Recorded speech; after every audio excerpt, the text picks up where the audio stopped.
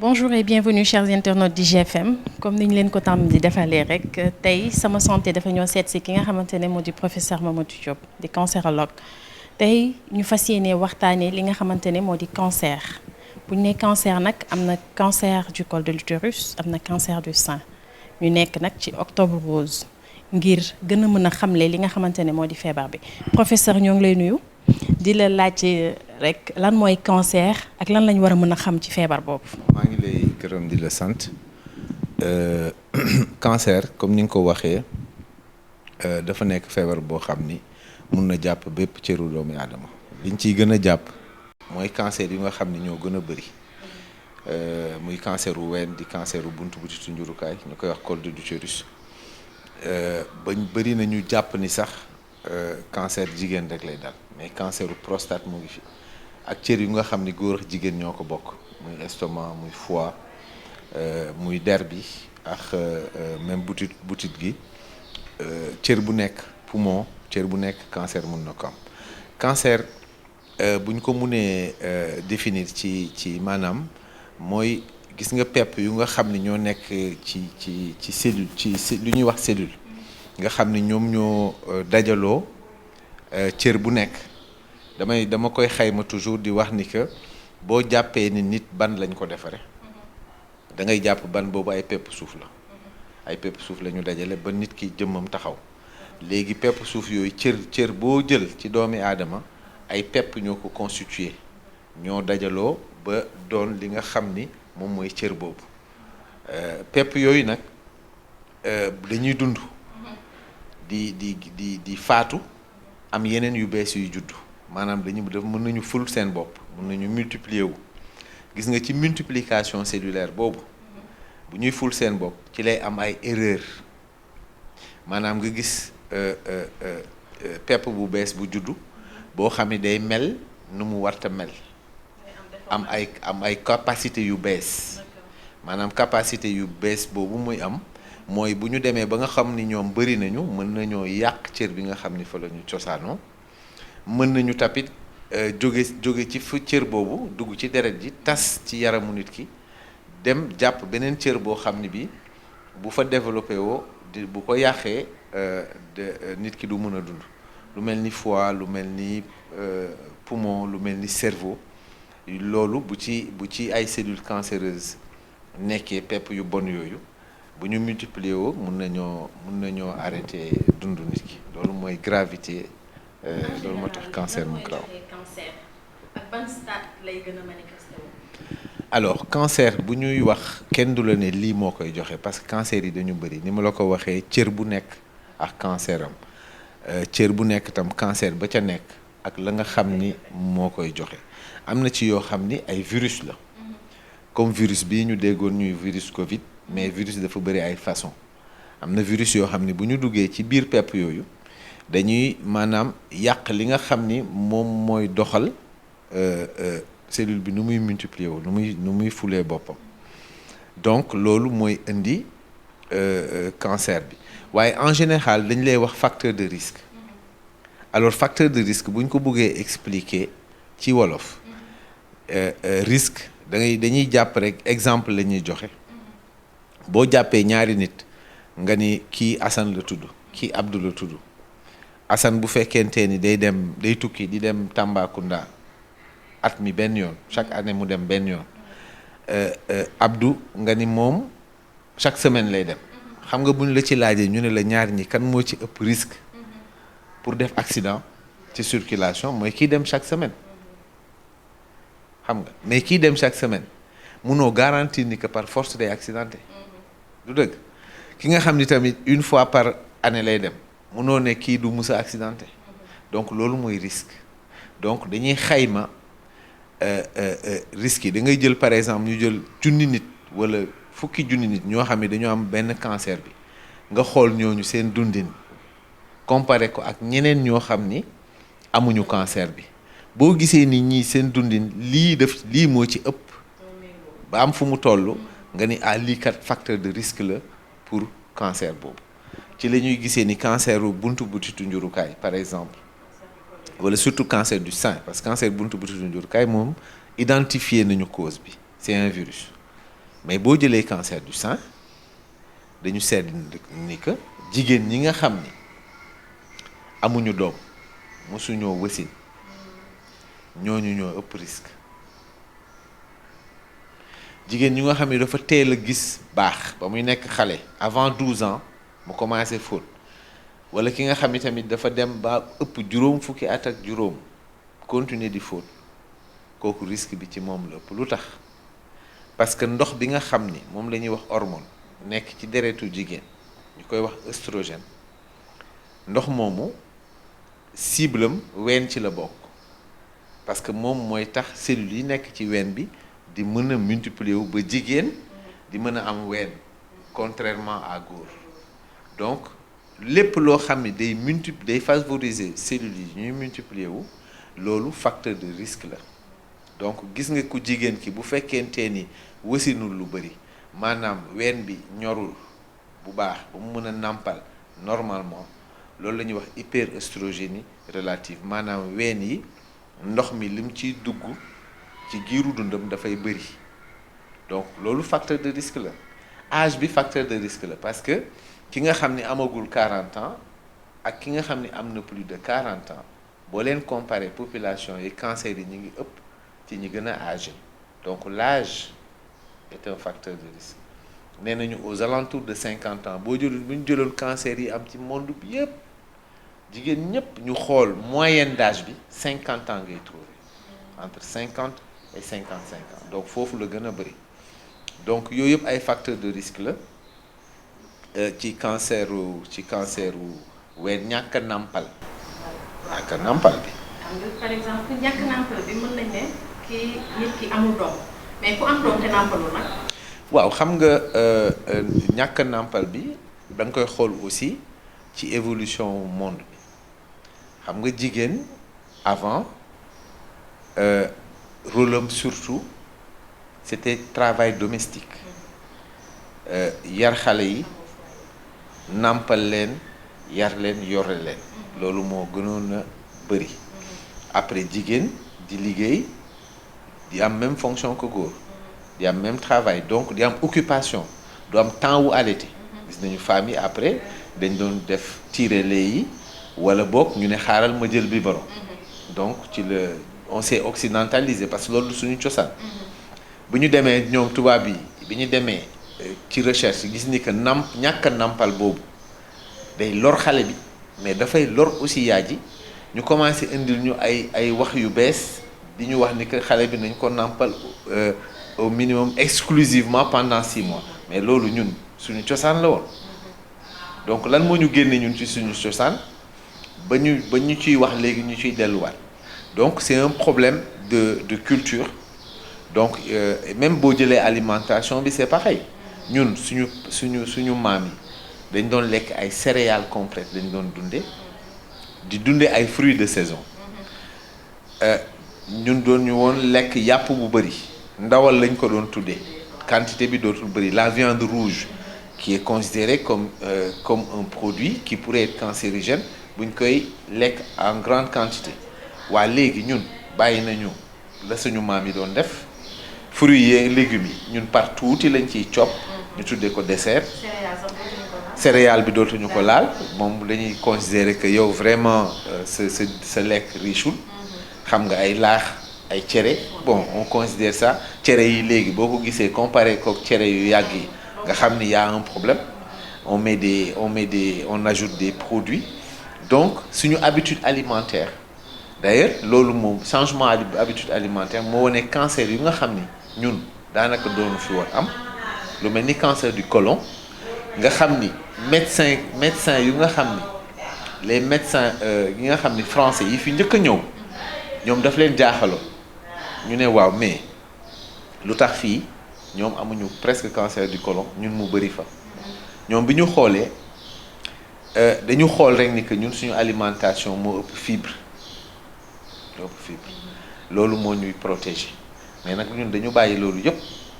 dañu bàyyi suñu ñebbe bi bàyyi suñu fruits de saison yi nga xam ne dañ ko doon lekk en grande quantité bu amee dem nag dugg ci fast food yi dugg ci lekk gi nga xam ne bii ñëpp xam nañ ni que lekk gi baaxul la viande grasse commencé ñëw parce que ñun on mangeait de la viande maigre avant xam nga c'était des un élevage qui était bio dañ doon sàmm xar yi léegi xar yi dañ leen di garder ba ñu am graisse duuf ñu doog ko kii donc voilà ça tout ceci explique donc alimentation bi c'est vraiment aussi un facteur très important dolli ci ay tux cigarette naan sàngara yooyu yëpp dafa nekk yoo xam ni aussi boo xoolee aussi jigéen ñi avant jigéen buy naan c'était quelque chose d'exceptionnel wala jigéen buy tux ben léegi jigéen ñi dañuy tux dañuy naan comme góor ñi donc voilà tout ça donc suñu mode de vie dafa changer au fil des ans rawatina aussi y a aussi le fait que suñu espérance de vie dafa augmenter parce que lu ñu gën a xeex maladie infectieuse yi nga xam ni moo doon suñu problème de santé en premier donc nit ñi les gens vont vivre plus longtemps alors que le cancer en fait c'est une maladie de la personne âgée donc le nombre de cancers augmente avec l'espérance de vie. D'accord fii ci Sénégal yan cancer lañ fi gën a nemmeeku ci biir wax yaa ngi wax que ne lii di cancer du sein ak cancer bu jurukaay ñaar yooyu la lan la ñuy leen di prévenir pour bañ ko am. alors cancer yi ñu mën a prévenir dans le monde je dis il faut ñu xam ni que y a la prévention primaire lu ñuy wax prévention primaire mooy lépp loo xam ni ci sa dundin la maanaam si sa alimentation nga def une alimentation qui est variée qui est riche en fruits et légumes ne pas fumer ne pas boire faire de l'exercice physique éviter la sédentarité xam nga environnement bi ngay vivre mu set xam nga éviter ñu wàññi pollution atmosphérique bi yooyu yëpp ak vaccination bu amee ay virus yoo xam ni bu duggee sa yaram mën na la indil cancer comme virus de l'hépatite B pour les enfants les nouveau-nés le virus contre HPV pour le cancer du col loolu prévention primaire la avant cancer bi ñëw bu fekkente ni li ñuy wax dafa am nag prévention secondaire moom la ñuy wax dépistage dépistage en réalité il y a deux volets il y a lu ñuy wax dépistage vraiment détecter lésion yuy précéder cancer bi loolu mu ngi am ci cancer du col parce que cancer du col dafay am une longue histoire de 10 à 15 ans de lésions précancéreuses avant cancer bi di ñëw ay changements yoo xam ni un simple frottis wala dépistage yu ñuy def inspection visuelle nga xam ni ñun dañ koy def campagne ci octobre bi pour que ñu mun a détecter lésions yooyu mun ko traiter en quelques minutes ou quelques secondes bu fekkente ni nag cancer du sein la kenn mënul détecter lésions précancéreuses donc on essaie de faire un diagnostic précoce ba nga xam ni dañ koy faj parce que boo demee en Europe en France c'est 80% de guérison parce que ils font des mammographies et cancer yi dañ leen di teel a gis donc mammographie rek moom mooy dépistage bu nga xam ni mooy permettre ñu mën a détecter le cancer du sein à un stade précoce bu dul ñaari cancer yooyu yi nga xam ne mën nañ ko dépister te dañ ciy def dépistage de masse ci population bi mooy cancer du côlon nag taxu ko fi bëri mi ngi augmenter nag mais taxu ko bëri boobu dañuy détecter du sang dans les selles du sang qu'on ne peut pas voir parce que nit moom deret dañ koy gis mu xonq waaye am na ay bandelettes yoo xam lu ñuy wax hémoculte buñ ko càppee ci selu nit ki mun boo ko kiiwee bu changé di nga xam ndax ki am na deret boo xam ni kenn mënu ko gis en ce moment là mun nañ ko def ay investigation ñu defal ko coloscopie xool ci biir butit yi ndax amul polype boo xam ne bi buñ ko fa bàyyee mun na indi cancer wala amul cancer déjà maintenant un cancer aussi qu'on peut dépister mais dépistage individuel muy cancer prostate góor bépp boo xam ni am nga 40 ans jëm kaw moom ci deret ji ngay dem seet loo xam ni lii cancer bi bu fa nekkee da koy liggéey muy dem ci deret ji du nag ni PSA bi bu augmenter rek que loolu c'est forcément un cancer parce que leneen feebaru prostate mën na ànd ak PSA bu élevé mais PSA bu élevé déjà c'est la première alerte nga dem ci urologue ñu seet prostate bi gën ko xayma pour xam ndax cancer bi. dama ci xaw professeur parce que ñu bëri bu ñu naan cancer rek seen xel day dem ci jigéen ñi te dañu war a xam ne que ni jigéen mën a amee cancer noonu la góor mën a amee cancer. absolument. bu seet yaram di am ñaar ñëpp a war a seet. ñaar yëpp a war a seet góor li mu war a njëkk a seet moom mooy prostate parce que moom mooy équivalent wu cancer du sein bi am ci jigéen ni nga xamee góor rek moo am prostate te cancer boobu aussi il est hormonodépendant parce que œstrogène na mu nekkee ci jigéen tax jigéen di am ween am graisse buy répartir ci yaramam ci hanche yeeg yooyu noonu la góor amee androgène bi nga tax mooy tax mu am mu musclé am yenn forme yi quoi am forme góor androgène boobu tam da ca prostate ba lay dem di liggéey pour lu prostate bi waree fonctionner androgène boobu tamit day multiplier cellules yi nga xam ne ñoo nekk ci prostate bi te góor bu nekk cancer boobu mën na la dal d'accord te facteur de risque yi ma leen wax léegi ci alimentation ci sédentarité ci hormonodépendance bi yooyu yëpp moom ngay retrouver waat comme facteur de risque pour cancer prostate yeneen cër yëpp nag góor ak jigéen ñoo ko bokk muy foie muy poumon muy côlon muy la peau muy cër yëpp maintenant à des fréquences tu vois à des fréquences différentes loolu moo tax ñuy def focus surtout sur les cancers les plus fréquents et surtout sur les cancers yu xam ne am na moyen de dépistage. nga ragal ni amul sens ragal te jéemoo ci wala di wut ay pexe di wut sa ay pexe bopp am na ñoo xam ne toujours ñu ngi wut ay pexe boo ñëwee ñu ne la waaw pour bañ a am cancer daal da ngay naan lii da ngay naan corossol da ngay lekk laaj da ngay lekk lii et cetera yooyu yëpp boo xoolee lépp lu ñu lay wax mooy li ñu lay wax ci fruits et légumes la ñu nekk tu vois mais yooyu noonu ñu lay wax identifier ko ci fruits et légumes amul benn donnée scientifique bu lay wax ni que boo ko jëlee nii ak nii ak nii am nañ ci preuve scientifique que cancer boobu di nga ci mucc donc yow li nga mën mooy di ko farataal lekk fruits et légumes xam nga dañ lay wax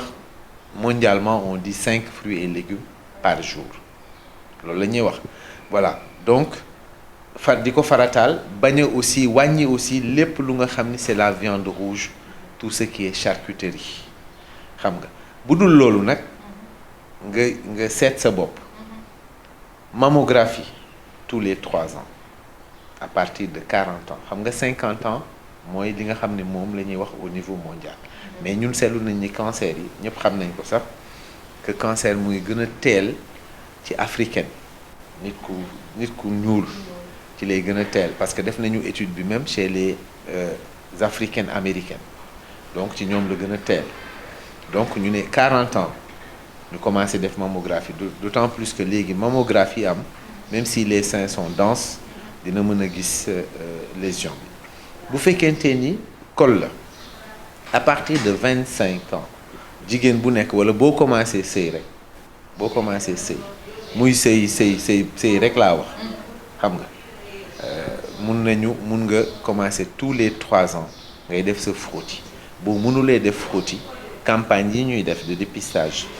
inspection visuelle nga xam ni sage-femme yi lañ koy jàngal nga xam ni bu nu badigeonné col bi bu ñu ko tooyalee ak acide acétique rek dinañ mën a gis boo amee yenn coppite yi dinañ ko mën a gis te dinañ mën a faj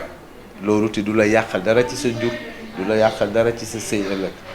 donc loolu mooy vraiment li ñuy gën a dénk jigéen ñi góor moom à partir de 40 ans war nga dem surtout bu fekkente ni am nga mbokk bu la jige boo xam ni cancer prostate cancer du sein cancer du côlon dafay topp xeet ku am sa parent au premier degré mooy papa yaay wala sœur yow war nga gën a farlu ci dépistage ku ci am mbokk aussi au second degré donc day topp xeet donc góor moom li ñuy wax dosage PSA moom nga war a dem ñu def la ko analyse de sang la boo xam ne bu ñu ko defee si c'est à un niveau bu élevé da ngay dem ñu seet prostate bi urologue mu seet la bu lu même médecin généraliste mun na la seet mun nañ def échographie xool prostate bi ndax amul ay changement yu ci nekk mun nañ dem ba def biopsie pour être sûr que xam bu amee cancer ban façon ngi cancer la parce que du cancer yëpp la ñuy opérer wala moom la ñuy traiter donc je pense que nit ñi il faut ñu gën a xam feebar bi. voilà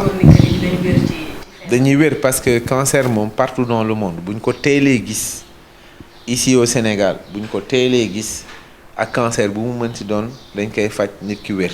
et heureusement parce que de plus en plus ñu ngi détecter des cancers à des stades précoces gis nga mammographie ni ñuy augmenter nombre mammographie dañuy augmenter nombre cancer yi ñuy gis di augmenter mais c'est sûr que mortalité bi mu ngi wàññeeku parce que la ñu daan gis ci yenn tumeurs yi nga xam ni da nga naan kii fan la nekkoon ben je pense que mu ngi wàññeeku. Et quelles sont les différentes étapes du traitement? Alors traitement bi avant le traitement dafa y a le diagnostic c'est-à-dire que cancer bu mu mën ci doon dañuy def prélèvement sauf yenn cancer yu mel ni foie nga xam ni sur des images ak sur dosage yu am na loo xam ne bu ñu ko xaymaa ci deretu nit ki dinañ xam ni que lii cancer u foie la bu dul loolu il faut ñu am lu prélèvement bu ñu ci def cancer ween boo ko gisee bu ko mammographie bi wone léegi deuxième étape bi mooy dañuy def anesthésie def ci aiguille prélever lu ndaw bu ñu koy prélever laboratoire bi moo ñuy wax ni que cancer la ba pare moo ñuy wax ban genre cancer la ci loolu ñun dinañ xam ban traitement moo ci gën donc ci diagnostic bi la traitement bi di commencer bu ñu paree ci loolu ba loolu am il faut ñu xayma ndax cancer bi ci cër bu mu cosaanoo rek la yem wala law na kees déjà ci yaramu nit ki parce que cancer comme ni ma la ko waxee particularité mooy pepp yu bon yooyu dañuy détaché wu dugg ci deret di circuler dem takk ci beneen cër daal di fa nag commencer di jur di multiplier wu loolu la ñuy wax métastase donc dañuy xayma nit ki dañ koy defar rajo yaram bi yëpp def ko koy analyse de sang pour xam ndax moom dina am doole ak deretam dina attan traitement donc loolu bilan boobu souvent sax am na ñoo xam ni du ñu am moyen bu ñu defee bilan boobu donc ce que LISCA di def am solo waaw LISCA li ñuy foog day jàppale ci traitement bi rek mais ñu bëri dañ leen di jàppale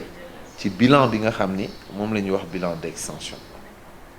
léegi nag boo demee ba nga xam ni def nga loolu yëpp nga stadifier ko ban stade la stade 1 stade 2 stade 3 en général stade 4. stade 4 mooy souvent mooy nit ki cancer bi avancé na am na ay localisation secondaire mais foofu bu ci nekk da nga am sa traitement te traitement bi li ci am importance en cancérologie mooy c'est des guidelines internationaux du da ngay toog rek def lu la neex stade 1 bi dafa am ay règles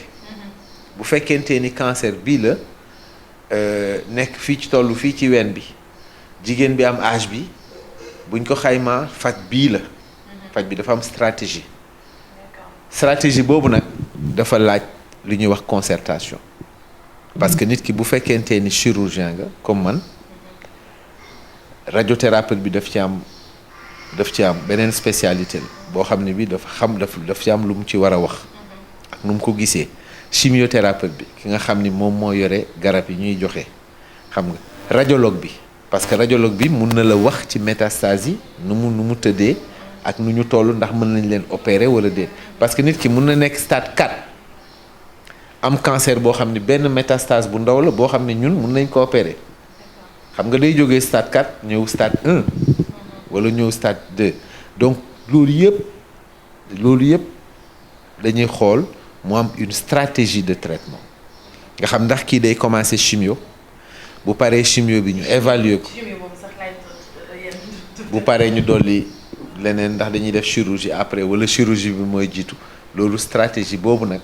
moom la ñu taxawal. chimio bi ñu bëri dañuy faral naan yaram yi duñu ko àttan dafa metti. loolu c'est très variable chimio dafa évoluer dafa am ay garab yu muy àndal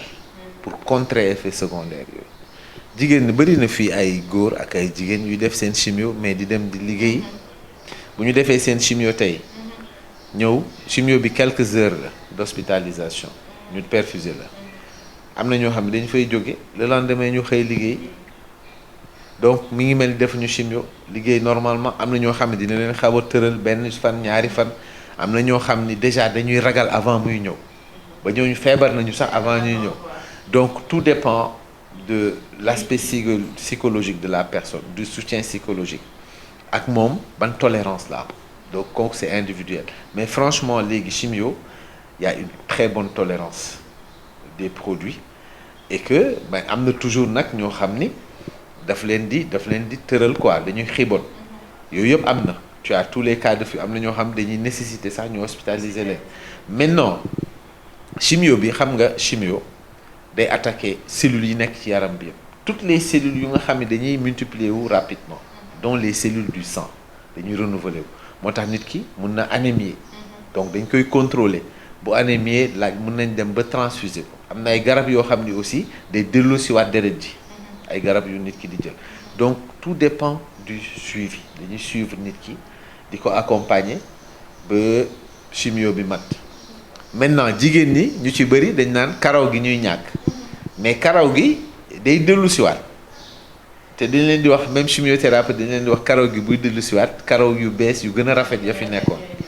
lay nekkoon bon donc loolu yëpp c'est une préparation mentale am na ñoo xam ni déjà dañuy dindi karaw yi wut perruque am nañu parce que bëgguñu di xëcc ci karaw gi booy peñewu muy deñ xam nga c'est choquant am na ñoo xam ne dañuy raser wu complètement donc yooyu yëpp c'est des aspects yoo xam ni dañ ko il faut l'aborder avant moo tax ba dans les pays développés nit ki bu ñu ko diagnostiqué cancer dafay am un dispositif d'annonce tu vois yooyu yëpp dañ ko koy wax bind ko préparer ko mentalement mu rencontrer assistance sociale bi ñu seet kii ndax mi ngi liggéey kii ndax divorcé wul ndax nekkul en instance de divorce ndax lii lan mooy dundam parce que am na loo xam ne bu dooleekoo ci dundam rek da koy abattre donc yooyu yëpp dafay rencontrer un psychologue ñu xool kii ban profil psychologique la am nu mu gisee feebar bi ak naka la ko gisee woon avant naka la ko gisee léegi nu mu ko nar a dundee ñu commencer anticiper ci loolu xam nga dafay laaj parfois même qu'on donne des médicaments des antidépresseurs des anxiolytiques parce que loolu feebar la boo xam ni ko fi waxoon fii saa waay àddunaam tukki loolu c'est normal. ci taxaw aussi kooku ci waxoon àddunaam tukki mais c'est pas une maladie honteuse comme ni ñu ko faral di waxee mais ñu bëri boo nee cancer dañuy stigmatiser nit ki est-ce que. waaw loolu xam nga ñun aussi suñu cosaan dafa xaw a doy waar xam nga Covid bi am na ñoo xam ni Covid moo leen yóbbu mais nit ñi dañuy ruus a wax ni Covid moo leen yóbbu mais attends il y a un problème est-ce que dafa am ci façon yi dee yi dafa am yu gën a bon peut-être mais je veux dire feebar ak dee la ko mais palu yóbbu ko mais je sais pas ndax nga feebar palu c'est plus digne que bon voilà. voilà dafa mel ni nit ñi toujours loolu la c'est-à-dire am na loo def yàlla am na loolu dañ koy dund ñun da ngay gis nit koo xam ni dafay déprimer parce que pour moom lan la def ba war a am lu mel ni lan laa def mais cancer façon nit yépp lay jàpp muy sëriñ ku nit ñi yaakaar muy président de la république muy ku baax ba ñëpp reconnaître ni ku baax la muy koo xam ni kii ñëpp dañu reconnaître que kii baaxul donc y a pas amul ethnie amul race amul pauvre amul riche donc loolu ça ne tient pas la route loolu ça ne tient pas c'est pas du tout ni nga ko waxee c'est pas une maladie honteuse la preuve nañu xool nit ñu nga xam ni c'est des gens de valeur yoo xam ni feebar boobu moo leen yóbbu comme Covid bi ni mu yóbboo des gens de valeur yoo xam ni kenn gisul leen benn ñaawteef donc loolu vraiment c'est la première chose mooy comme bi fi sida bi ñëwee rek quoi dañ ko stigmatiser dañ lay stigmatiser alors que dal na ñoo xam ni ñoo fi gënoon c'est des gens extrêmement sages affaire bi jaar ci yeneen yoon donc loolu vraiment c'est on a ce problème là africain surtout cancer bu la feebar ñun bu ñu dalee wala dara dal ñu on pense toujours à l'autre que est-ce que fi may liggéeyee niñ may xoolee ak est-ce que liggéeyuñ ma est-ce que defuñu ma lii ñun on pense toujours ce n'est jamais nous on met pas en pause notre comportement ni notre mode de vie voilà quoi donc c'est un problème moo tax ñun sur le plan psychologique on aborde toujours ces problèmes-là avant à l'annonce de la maladie. Côté alimentation bi mais professeur est-ce que amul tamit yenn garab yi ñu war a di éviter. parce que garab gis nga garab boo naan c'est des substances actives yaram bi il faut mu toggaat ko pour génne ko te foie mooy laboratoire bi foie mooy analyser lépp lu ñëw. fois mooy seet lan la mooy njëkk a segg lekk bi li nga ci soxla mu jox la ko li ci des mu stocké ko day stocké ba pare lépp lu baaxul mu jëm ko transformer pour nga mën ko éliminer donc foie bi day sonn jël paracétamol bis bu ne ngay naan paracétamol ben bu yàggee sa foie day yàqu mën nañ di problème mais garab yu ngay wax noonu yuy joxe cancer xam nga wax nañu problème hormone yi bu dee góor boo buggee am muscle am na ñuy def bodybuilding ñii ñu ngi ci làmb ci ñii ñu ngi boxe ñii ñu ngi wut doole ñii wut ngóora dem piqûre ay androgène tout de suite tu vois affaire yi day gonfler xam nga gën a am virilité mais bu yàggee day indi cancer prostate jigéen nga dem benn moment nga commencé gisatuloo mbaax tu as une sécheresse vaginal kanam gi du tooy sëy bi neexatul nga commencé am dépression tu as des bouffées de chaleur nga dem ñu lay piqûre ay œstrogène pour que loolu yëpp nga tu restes jeune cancer du sein cancer de l'ovaire voilà les risques donc ça c'est surtout des médicaments yoo xam ni c'est des hormones ñun da ngay gis ku ñëw il est voilà il fait du bodybuilding dafa am muscle mu ne mais man dama bëggoon jël androgène est-ce que mën naa jël testostérone mooy testostérone am na ñu koy jël mais c'est extrêmement dangereux non seulement dangereux pour la prostate mais pour le cœur aussi ñi doon jël ay testostérone nekk ay athlètes on a vu c'est des gens qui sont morts très très jeunes donc voilà il y a des risques médicaments kenn du ko jël comme nu ngay naanee ndox tu vois même bu waree soulager douleur il faut aller voir la cause de la douleur. ñu ci jigéen ñi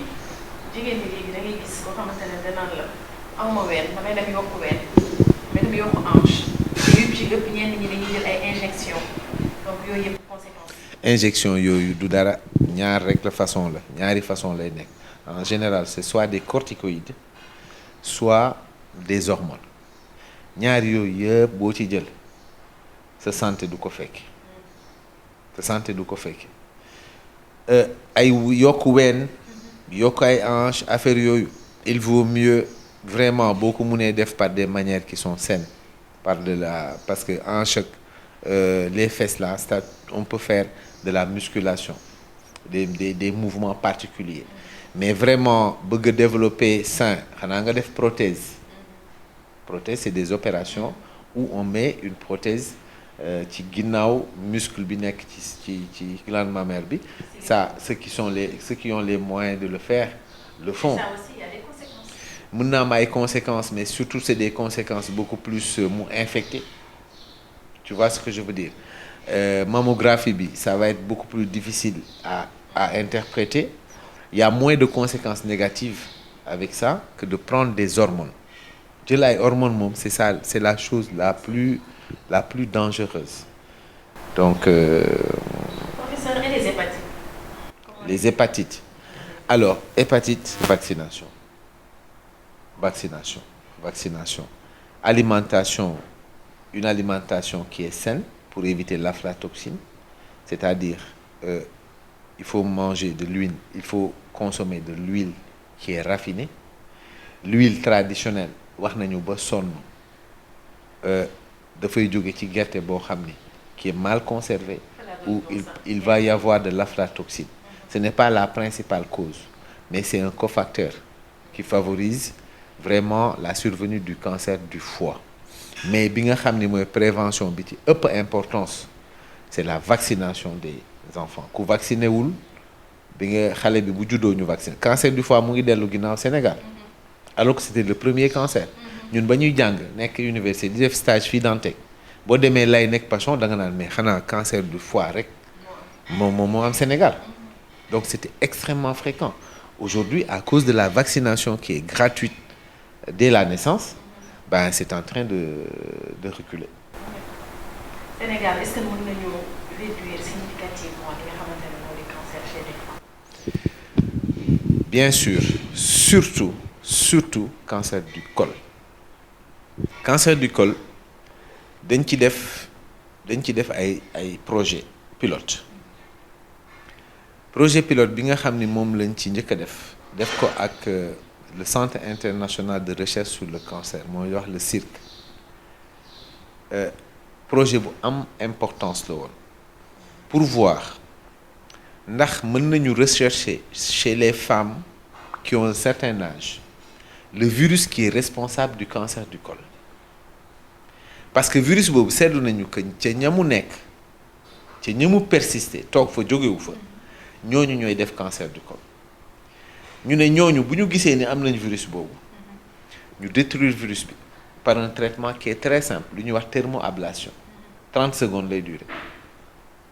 projet boobu ñu def ko ñu gis ni que c'est faisable chez les femmes qui ne sont pas séropositives Sénégal lañ ko defee ak Afrique du Sud chez les femmes parce que ñoom seen prévalence HIV dafa bëri ñu jógee ci projet boobu ñu jàll ci beneen projet pilote opérationnel boo xam ni on l'a fait en zone rurale et en zone urbaine ñu utiliser le Gène Expert benn machine la boo xam ni programme tuberculose Sénégal moo ko moom ñu gis ni que machine boobu mun na aussi détecter les virus qui sont responsables du cancer du col ñu utiliser machine yooyu ñu def test ci femmes yi ba pare ñu femmes yi nga xam ne dañu amee virus bi ñu utiliser thermoablation jàngal sage-femme yi naka lañ koy defee donc loolu dafa nekk projet boo xam ne bu réussir la plus de 2000 femmes mu nekk projet pilote échantillon bu ndaw ngay jël ñu gis ni que yàqalul dara programme tuberculose yàqalul dara programme sida te machine yaa ngi ci Sénégal gi yépp ñu nekkoon machine yooyu tey ji bu ñu wutee kit bi nga xam ni moo war a gis virus bi nga xam ni chez les femmes chez qui le persiste virus bi nga xam ni il est cancérigène ñu traité femmes yooyu mais cancer boobu dina dellu ginnaaw donc on peut le faire sur l'ensemble du territoire national sage-femme yi la ñuy jàngal test bi laboratoire yi ñoo koy def chez les femmes chez qui le test est positif ñu xam ni que virus bi mu ngi fi ñu traité lésion boobu donc vraiment cancer boobu s'il y a une volonté politique parce que tout dépend du leadership politique national ci budget bi nga koy jëlee nag xam nga li problème ñun bi ñu am mooy Sénégal lépp luy problème de santé dañuy xaar partenaire ñëw dañuy xaar ndimbalu bitim réew loolu en matière de cancer loolu du mus a am il faut voir sur le budget national naka lan nga ci mën a def parce que li ñu war a xam mooy femme bi boo ko testé tey mun nga toog 5 ans doo ko testé waat même femme bi donc du ci année bi lay ñëw testé femme yépp donc mun nañ ko def programme boo xam ne dañ koy planifier donc loolu dafa nekk loo xam ni buñ ci taxawee cancer du col d'ici quelques années day nekk un mauvais souvenir au Sénégal buñ ci boolee nag vacciner xale yi entre 9 et 14 ans pour que ëllëg ñoom du ñu am ñële ñu virus bi toog ci ñoom virus bi sax du dugg ci ñoom mais en ce moment-là ça c'est sûr que c'est un cancer qui va disparaître. problème vaccin yi moom problème communication parce que dafa am ay réalités yu ancré ci sénégalais. problème de communication ak problème d'information da ngay gis personnel de santé fake news boobu ngay wax ñu ne cancer bi vaccin bi nga xam ne day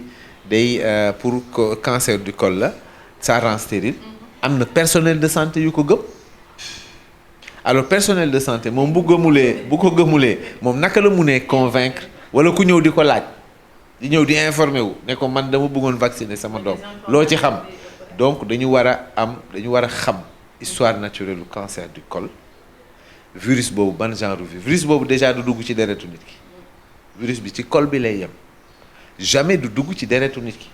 Ça n'a rien à voir avec le virus du sida, ni le virus de l'hépatite, ni le virus de la Covid-19. Ça n'a rien à voir. C'est un virus qui reste dans les tissus du dugg ci deretu nit ki mais nag mën na fa toog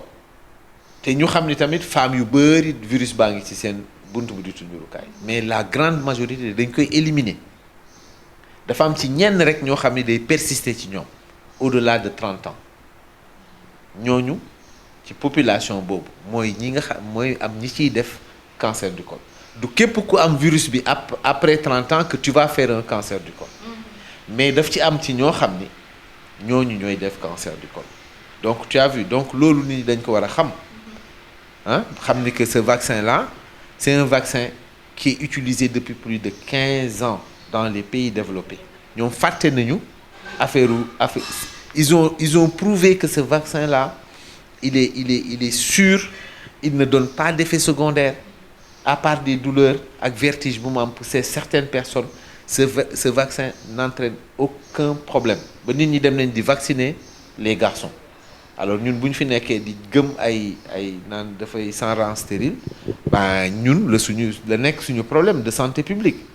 Ce n'est pas un problème de santé publique pour la France, les États-Unis, pour les pays développés. Ñun mi ngi rey encore des femmes de 40, 45 ans, 50 ans ñu bàyyi fi seen njaboot ñu ndaw. Donc vraiment ñun la nekk suñu problème de santé publique. Professeur, cancer tamit bu ñu koy wax ñuy gën a dégg ne c'est une maladie très coûteuse. Oui xam nga li may loolu dañ ko fi am benn ay il y a quelques années boo waxee ñu ne la maladie les maladies à soins coûteux xam nga ñun pays africain Sénégal dañu bëgg a taxaw ci ay affaires yoo xam ni taxawul lan mooy maladie à soins coûteux donc naroo ci def dara. Non dañu naan cancer boo ko amee garab yi dafa cher est-ce que état bi. non garab yi gisoo ni léegi déet xoolal garab yi léegi avant am na ay molécules yoo xam ne l'ampoule coûtait 400 000 francs ñu koy wàññi ba 200 000 naan la waa boo jëndee 3 cures ñu may la benn cure loolu lañ fi doon wax mais produits yooyu ils sont gratuits aujourd'hui bi ci defee plaidoyer état bi xool ko analyser ko def ci subvention ba ca war. Mais ces produits-là sont gratuits aujourd'hui. Mais écoutez, gis nga financement santé la ñu war a xoolaat yow Sénégal fii gisoo ay milliards yoo xam dem nañ fu amul utilité. Gisuñu ko fii. Xam nga boo fi waxee ñu ne waaw da nga politique da nga contre da nga ñuy sànni xeer mais attends les gens là on voit des milliards qui sont dilapidés. Sénégalais yi aussi dañu war a seet seen poste di participer. yow gisoo Sénégalais di yàq loo xam ni après du mun a jënd ordonnance mais chaque jour ñu gis ko fi ñoo xam ni dañuy pour ay xew wala yoo xam ni amul utilité des centaines de milliers de francs sont dépassés après boo leen waxee ni scanner bi 80 000 la ñu ne dafa cher donc Sénégalais bi aussi participer mais état bi surtout débourser loo xam ni pour la santé des Sénégalais il faut qu'on arrête de dire que c'est des maladies à soins coûteux. Mais surtout citoyen lambda ki nekk ci village yi comme par exemple ki nekk Netebulu ca Tambacounda kooku am cancer. ñooñu xam nga problème ban lañu njëkk a am. accessibilité. ñooñu seen problème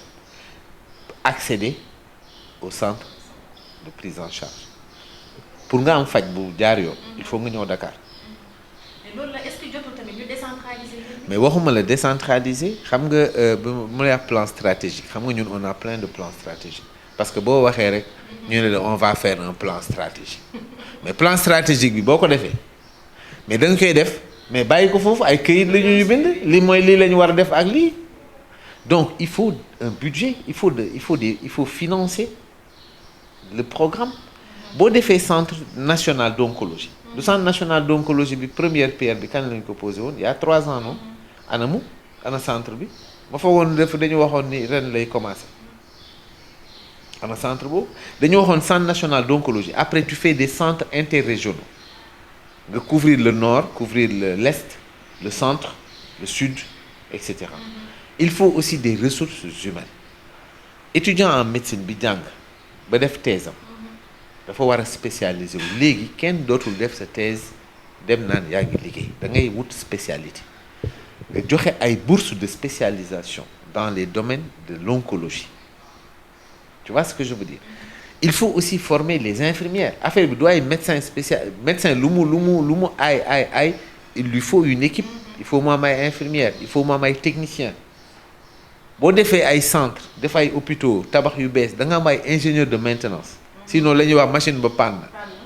Donc da nga ne machine ba panne amul technicien amul ingénieur de maintenance. Donc voilà, c'est un programme. Il faut avoir un programme, il faut planifier dans le temps. Lépp du xëy rek sotti. Ñi di jóge ci àll bi ni nga wax fu sori bu ñu ñëwee Dakar léegi nit ki war a ñu ne ko da nga war a def radiothérapie radiothérapie da ngay dem lundi dem mardi dem mercredi dem jeudi dem vendredi noppalu week-end pareil jusqu'au vendredi nga def ko pendant 1 mois waa léegi nit kooku fu muy dëkk fan lay dëkk ku koy gérer boo amee mbokk xëyru mais am na ñoo amul mbokk fi Dakar loolu nag ngi doon gis Dantec nit ñi di fanaan foofu indi seen ay mer gàddu tëdd foofu nga gis Dantec gargote yi foofu ñi kii mu mel ni benn suuf gis nga. Donc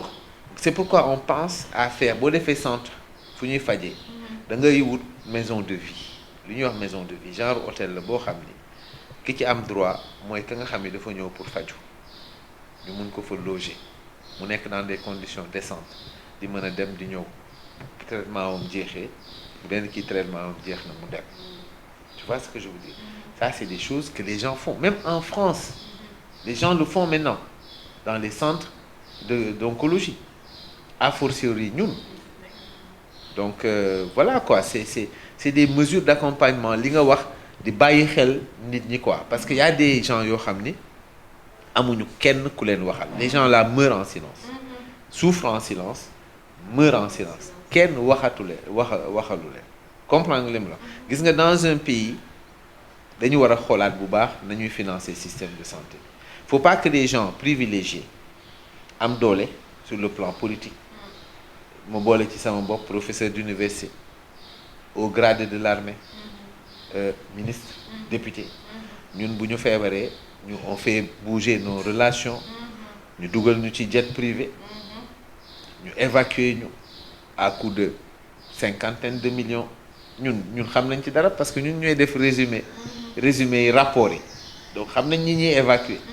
ñu évacuer ñu waa pendant ce temps-là yow on a payé 50 millions pour toi pour te soigner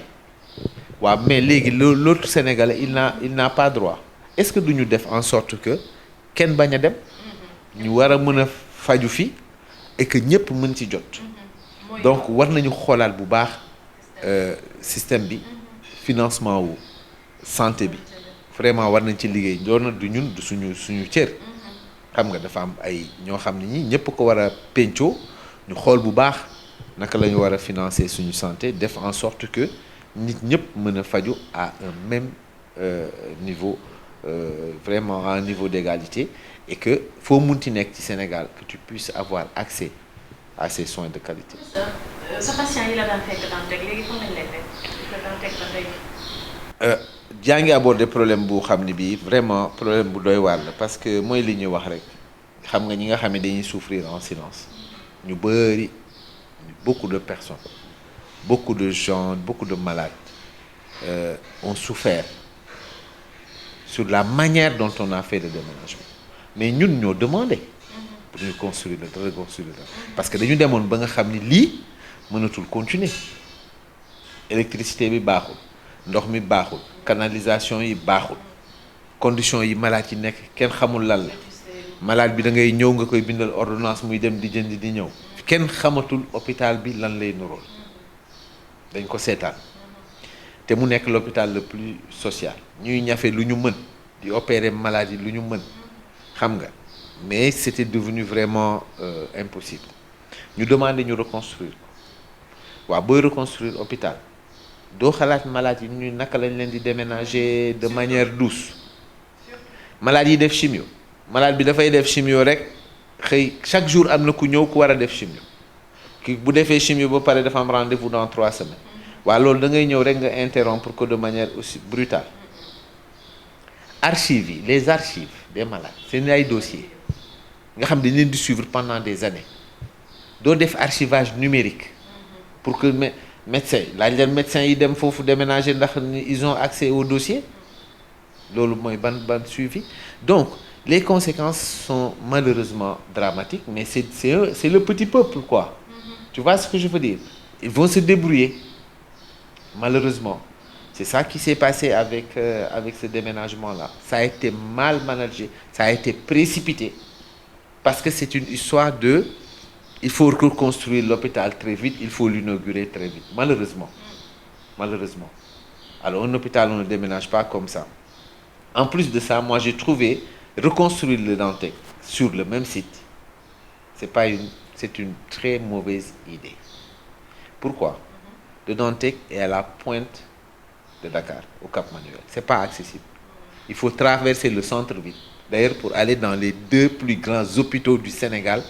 il faut traverser le centre-ville pour y accéder. ñi jóge ci région yi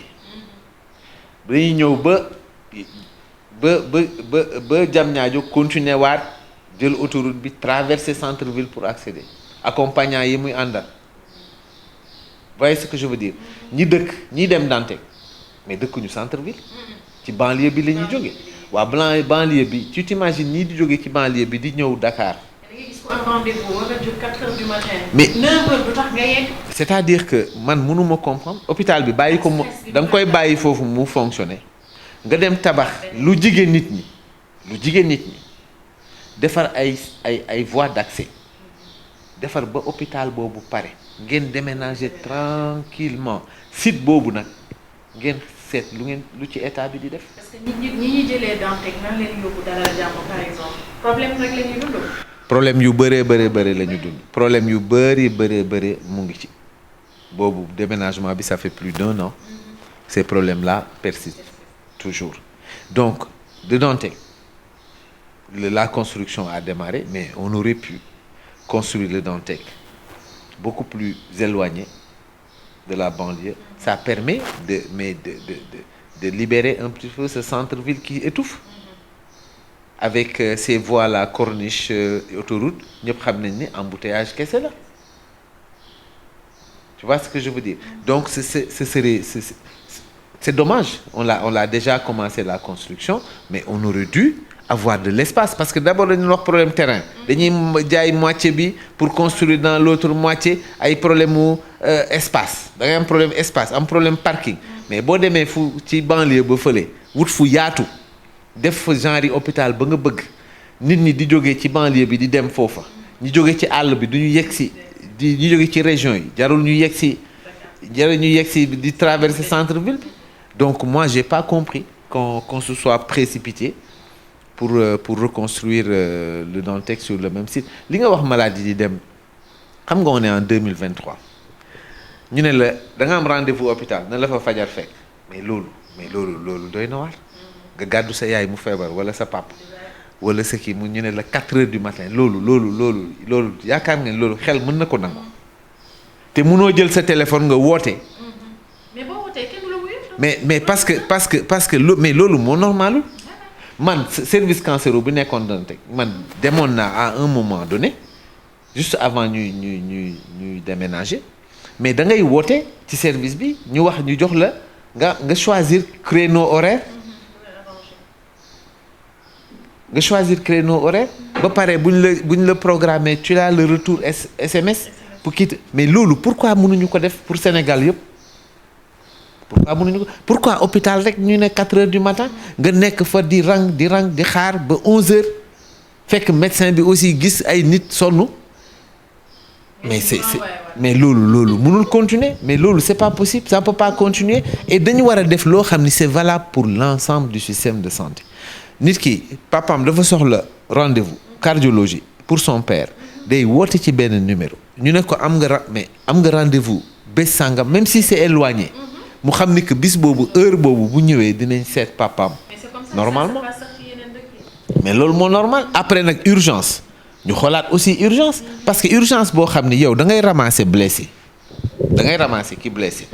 yow di dem ak sa ambulance yow xamoo foo jëm xamoo ndax hôpital ba nga jëm fees na déjà mënoo woote ca hôpital munoo amul régulation munoo amoo fooy woote pour ñu ne la hôpital sangam moo lay recevoir loolu man maa ngi fàttaliku en 2000 il y a longtemps à Paris. Ben attends, quand tu es de garde aux urgences, tu reçois l'appel de l'ambulance. Tu entends même le son de la sirène. Les gens te disent que voilà, on a tel type de blessé, etc. Yo, c'est à toi de les rappeler pour leur dire qu'on est OK. Vous pouvez venir. Vous êtes déjà en attente du type de blessé. Mais attends, lolo, ça fait 30 ans. Et nous, on est en 2023. Da ngay gis ñu ne la dañu ànd ak suñu yaay mu def lii wala suñu mbokk mi gaañu xam nga. ñu dem fii ñu dàquñu ñu dem fee ñu dàquñu ñu dem fële ñu dàquñu ba finalement dafa décédé ci ambulance loolu yaa ngi ko tout le temps ñu ngi koy dégg mais loolu il faut qu'on y mette fin il faut qu'on y mette fin. waxtaan bi li dugg ci nag bi yëpp xajul ci cin li comme on dit ñu leen di rappeler rek docteur professeur bu fekkee amul leneen loo ciy yokk ci mbirum cancer ak. non xanaa di la remercier parce que vraiment affaire santé dafa nekk loo xam ni dafa am importance ci réew waaw priorité la ni éducation nekkee priorité noonu la santé nekkee priorité voilà te dañ ci war a taxaw vraiment xoolaat financement bi bu baax parce que nit ñi sonn nañu quoi pour accéder aux soins.